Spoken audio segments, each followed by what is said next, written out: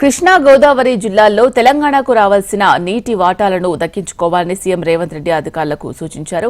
Irrigation ప్రాజెక్టులపై మంత్రి ఉత్తమ్తో కలిసి సమీక్ష నిర్వహించిన సీఎం తెలంగాణ ప్రయోజనాలకు ఎలాంటి నష్టం వాటిల్లకుండా ట్రిబ్యునల్ ఎదుట సమర్థవంతమైన వాదనలు వినిపించాలని ఆదేశించారు.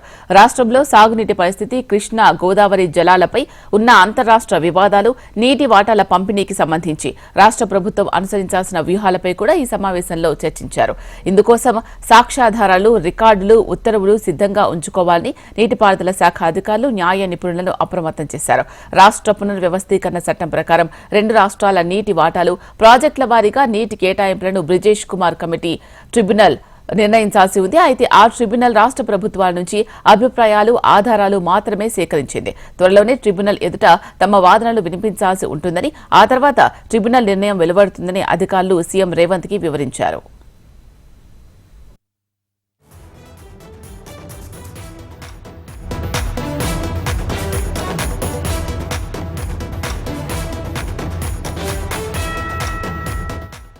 కృష్ణా పరివాహక ప్రాంతానికి సంబంధించి ఇప్పటి వరకు ట్రిబ్యునల్ ఇచ్చిన తీర్పులు, ఏ ప్రాజెక్టులకు సంబంధించిన డిపిఆర్లను ఇప్పటికే ట్రిబ్యునల్ కు సమర్పించారు. జలశక్తి మంత్రిత్వ శాఖకిచ్చిన నివేదికలన్నింటినీ వరుస క్రమంలో సిద్ధంగా ఉంచుకోవాలని, వాటి ఆధారంగా ట్రిబ్యునల్ ఎదుట పకడ్బందీగా వాదనలు వినిపించాలని ముఖ్యమంత్రి అధికారులకు సూచించారు. సీతారామ ప్రాజెక్టు సమ్మక్క బ్యారేజీకి అవసరమైన అనుమతులు తీసుకోవాలని, పూర్తి ఆయకట్టుకు నీరు అందించేందుకు అవసరమైన పనులన్నీ తొందరగా చేపట్టాలని ముఖ్యమంత్రి అధికారులను ఆదేశించారు.